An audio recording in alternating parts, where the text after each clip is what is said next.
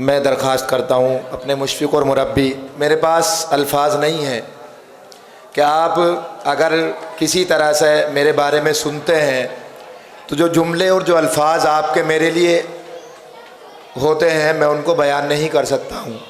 میں یہ کہہ سکتا ہوں کہ اگر یہ فکر پیدا ہوئی ہے، اس نظام کو کچھ ہم اس طرز پر لے کر چل رہے ہیں، تو اس میں میرے استاد محترم حضرت مولانا مفتی محمد مستقیم صاحب کا بہت بڑا دخل ہے۔ آپ کی فکر اور آپ کی وہ تربیت جو آپ نے درجہ حفظ کے زمانے میں ہماری کی ہے، یہ اسی کا نتیجہ ہے، اور میں سمجھتا ہوں کہ یہ ہمارے اساتذہ اکرام کے لیے اور بالخصوص مفتی صاحب کے لیے انشاءاللہ صدقہ جاریہ رہے گا۔ میں درخواست کرتا ہوں،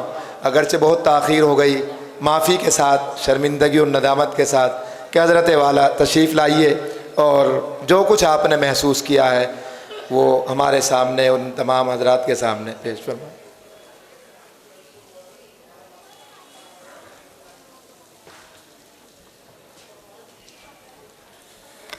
بسم اللہ الرحمن الرحیم، نحمدہ ونصلی علی رسولہ الکریم، اما بعد، اعوذ باللہ من الشیطان الرجیم، بسم اللہ الرحمن الرحیم، ان الحسنات یذہبن السیئات، صدق اللہ العظیم۔ دیکھو بھئی، یہاں ہمارے بڑے بڑے کرم فرما اساتذہ کرام، دوست و احباب سبھی تشریف فرما ہیں، اور کسی کے لیے بھی بیان کرنے کا نہ کوئی موقع آپ نے محسوس کیا ہوگا، اور نہ ہی انہیں کسی کو بھی بیان کی طرف جانا تھا، اس لیے کہ آج کا جو یہ پروگرام ہے یہ ہمارے لیے صرف تاثراتی پروگرام ہے۔ تاثرات آپ نے خوب اچھی طرح سنے ہیں، ہر ایک اپنے اپنے اعتبار سے اپنے دل کی بات کہہ رہا تھا، اور جو کچھ اس نے محسوس کیا اور جو کچھ دیکھا اس کو اپنے الفاظ کا جامہ پہنا رہا تھا۔ اور بہت دفعہ آپ حضرات نے یہ سنا کہ جناب حضرت مولانا مفتی ارشد صاحب دامت برکاتہم کی محنتوں سے یہ ادارہ یہاں تک پہنچا ہے۔ یہ جدید محنت ہے، میں اس میں تبدیلی کر رہا ہوں تھوڑی سی، یہ جدید محنت ہے، قدیم محنت جو حضرت مولانا صدیق صاحب رحمۃ اللہ علیہ جس کی بنیاد ہے، اور جس کا تنا ہمارے حضرت حافظ شبیر صاحب پتہ نہیں کہیں کو چلے گئے یا ہے، اچھا وہ ادھر آ گئے، تو حضرت کا مقام بھی تو چونکہ بدلتا رہتا ہے نا۔ اب اس وقت میں سمجھتا ہوں کہ حافظ شبیر صاحب جہاں ایک روح رواں کی حیثیت رکھتے ہیں، وہیں ایک سرپرست کی بھی حیثیت رکھتے ہیں، اور مولانا ارشد صاحب جو ہیں وہ اس وقت میں اس ادارے کی ریڑھ کی ہڈی کی حیثیت رکھتے ہیں میری اپنی نگاہوں کے اعتبار سے۔ اور ابھی انہوں نے دو لفظ استعمال کیے ہیں کہ صاحب میری طرف کچھ الفاظ کی نسبت کی ہے، در حقیقت بات یہ ہے کہ میرا ان سے ایک پرانا تعلق ہے، اس تعلق کا اظہار انہوں نے ان الفاظ میں کیا ہے۔ تقریباً 24-25 سال سے ایک تعلق ہے، اور یہ بالکل بہت چھوٹے سے تھے اسی وقت سے، اور میں ان سے کہتا تھا کہ میں تمہارے لیے کچھ سوچتا ہوں اور تمہارے اندر اس کام کو کر گزرنے کی صلاحیت محسوس کرتا ہوں، اس لیے تمہیں مستعدی کے ساتھ اور محنت کے ساتھ اس مقصد کے لیے تیار ہونا ہے جو لکش تمہارے سامنے رہے گا، اور مجھے امید یہ ہے کہ جب تم اس لائق ہو جاؤ گے تو تم ہی اس مقصد کو پورا کرو گے جو ہم نے وہاں کے لیے سوچ رکھا ہے یا ہم سوچتے رہتے ہیں۔ تو اللہ کا بڑا کرم ہے کہ اگر کسی آرزو کو مجسم شکل دے کر دیکھا جا سکتا ہے تو وہ مولانا ارشد صاحب کی شکل میں ہم اپنی آرزو کو دیکھ سکتے ہیں۔ اور آپ حضرات نے بہت یہ سنا ہے کہ صاحب سبھی شکوہ کرتے ہیں کہ جب سے لاک ڈاؤن لگا ہے، مولانا ارشد صاحب آپ سے بھی کہوں گا کہ جب سے لاک ڈاؤن لگا ہے اس وقت سے مدرسوں میں بچے بہت کم ہو گئے اور بڑی توجہ ہٹ گئی، یہ ہو گیا، مگر یہ انفرادی ادارہ ہے کہ جب سے لاک ڈاؤن لگا ہے ادارے کی عزت اور ادارے کی شان میں اضافہ ہوا، طلبہ کا رجوع ہوا، کام میں اضافہ ہوا۔ یہاں اس کا الٹا ہے۔ لاک ڈاؤن کے بعد سے آپ نے جو کچھ دیکھا ہے وہ بالکل نمایاں ہے، جو اس سے پہلے آپ کو اس طرح نظر نہیں آتا تھا۔ تو بہرحال اس کے اوپر ہمارے بزرگوں کے بہت تبصرے ہوئے، اور ہمیں بڑی خوشی ہے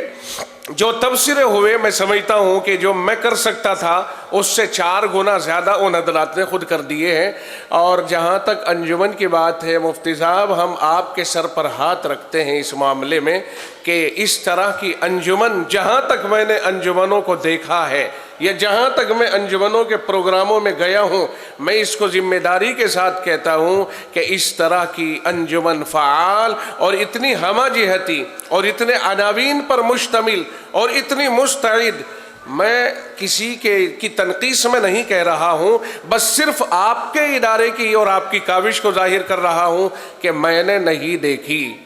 یہ الگ بات ہے کہ عدم علم عدم شے کی دلیل نہیں ہوتا ہے، اگر میں نے نہیں دیکھی تو ہے ہی نہیں، اس کا یہ مطلب نہیں ہے، بلکہ اس کا مطلب یہ ہے کہ میری ناقص رسائی وہاں تک نہیں ہو پائی کہ جہاں مجھے اس سے بہتر کارکردگی نظر آ جاتی۔ یہ میں اپنے اعتبار سے کہہ رہا ہوں، اور مجھے اس کے اوپر نہایت شادمانی ہے، مسرت ہے، خوشی ہے۔ اللہ تعالیٰ آپ کے اس ادارے کو قبول فرمائے، اور اس کاوش کو اور اس کارکردگی کو اللہ تعالیٰ مزید قوت عطا فرمائے۔ یہاں رک کر میں یہ بھی کہتا چلوں کہ جہاں سب کی کاوشوں کا اثر ہے، وہیں مولانا جبریل صاحب جو میرے بہت قدیم دوست ہیں اور بڑے پیارے ہیں میرے لیے، اور جبریل نام تو بہرحال ایسا ہے کہ اس سے تو سبھی کو پیار ہوگا، نہیں پیار ہوگا تو پٹے گا، تو بہرحال میرے بہت قریبی دوست ہیں، ان کی محنتوں کا اور ان کی نگرانی کا بہت بڑا دخل ہے اس کے اندر۔ اللہ تعالیٰ ان کو بھی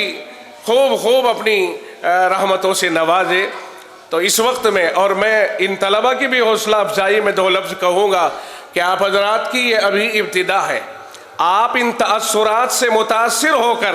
کہیں اپنے آپ کو یوں نہ سمجھ بیٹھے کہ ہم تو ہو گئے، چونکہ ہمیں تو جلسے میں بہت بڑے بڑے علماء نے ایسے الفاظ کہے تھے، بس اب محنتیں کم کر دی جائیں۔ نہیں، آپ کو محنتوں میں اضافہ کرنا ہے، اور آپ دیکھیے ترقیات کی کوئی حد نہیں ہوا کرتی، آسمان کی بلندیاں بہت اوپر ہیں، آپ جتنا اڑنا چاہیں اڑیے، آپ آسمانوں کو نہیں چھو سکو گے، اس لیے چونکہ کمالات کی بھی کوئی حد نہیں ہوتی، آپ جہاں تک محنت کرتے جائیں گے وہیں تک کمال اور عروج حاصل ہوتا جائے گا۔ تو طلبہ اپنی محنتیں ہمہ جہتی جاری رکھیں،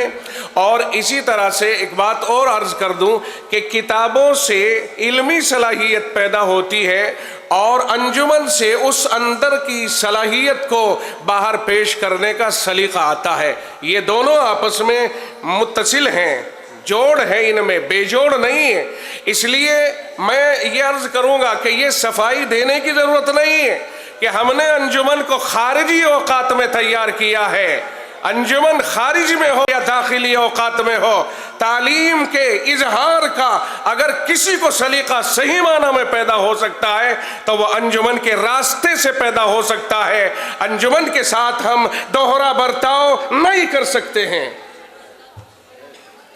انجمن ایک ایسی چیز ہے جو انسان کو عالمی فکر دیتی ہے،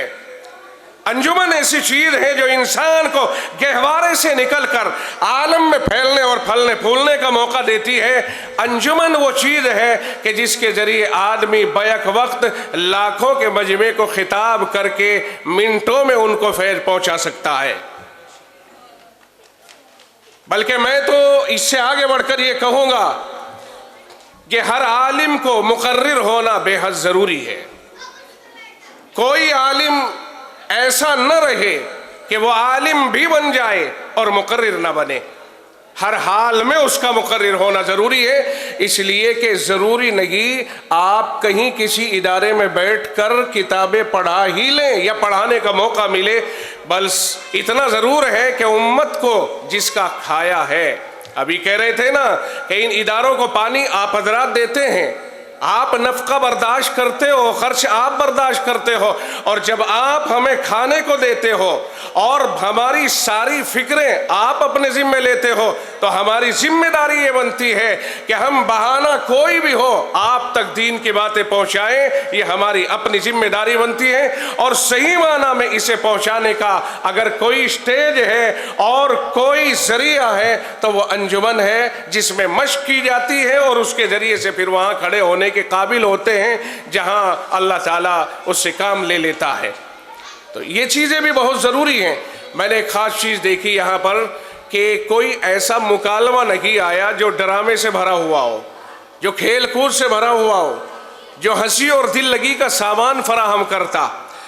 بہت اچھا لگا مجھے۔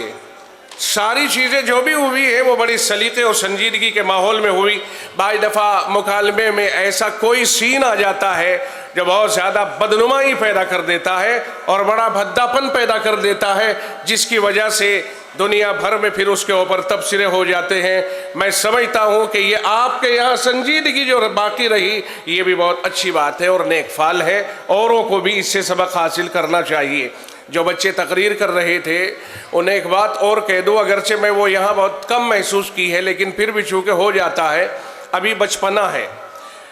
سیکھتے سیکھتے آگے بڑھتے ہیں۔ بعض طلبہ کی عادت یہ ہوتی ہے کہ وہ شروع سے ہی جو الفاظ جہاں سے شروعات کرتے ہیں، ابھی میں خاص بچوں کے لیے بتا رہا ہوں، اگر وہ بچے جاگ رہے ہوں، کہیں میری بات سن رہے ہوں، تو وہ توجہ دیں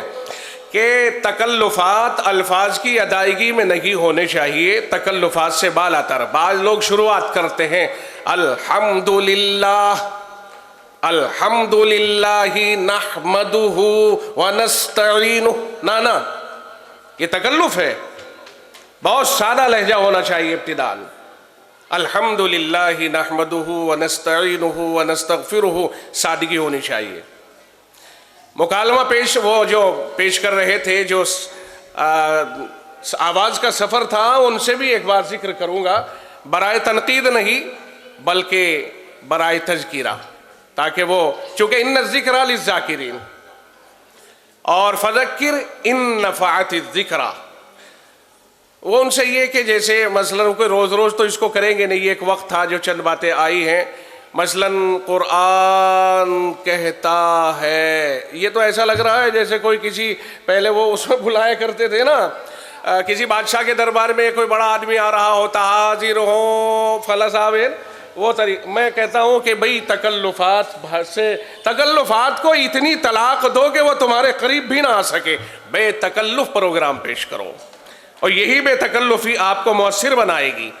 حوصلہ مضبوط رہے، یہی حوصلہ آپ کو دنیا میں پھیلائے گا پھلائے گا۔ اللہ تعالیٰ جو کچھ کہی گئی باتیں ہیں، ہمارے بزرگوں نے جو باتیں کہی ہیں، اور وہ ساری باتیں ہم نے سنی ہیں، اللہ تعالیٰ ان کے اوپر ہمیں خوب عمل کرنے کی توفیق مرحمت فرمائے، اور یہ ادارہ جو اس وقت میں ترقی کی راہ پر گامزن ہے، اللہ اسے بھی نظر بد سے محفوظ فرمائے۔ ہمیشہ ہم سب کی دعائیں، دوائیں اور مشورے، سب چیزیں ادارے کے ساتھ ساتھ ہیں، اللہ تعالیٰ۔ اور آخر میں آپ کا شکریہ ادا کر دوں، سارے احباب بہت مصروف نظر آ رہے، کاروباری سے بھی محسوس ہو رہے، اتنا وقت جو آپ نے رات تک دیا ہے، شاید آپ حضرات کے دل میں زیادہ ہی ادارے کی محبت ہے۔ آپ حضرات کو اللہ تعالیٰ اس کا اجر عظیم عطا فرمائے۔ کل جب آپ اپنے کاروبار پہ جائیں، جہاں بھی آپ کا کاروبار ہے، اللہ اس کاروبار کے اندر آپ کو نمایاں برکتیں عطا فرمائے، آپ کی ہر پریشانی کو اللہ دور فرمائے۔ ان باتوں کے ساتھ آپ سے رخصت ہوتا ہوں، وآخر دعوانا ان الحمدللہ رب العالمین۔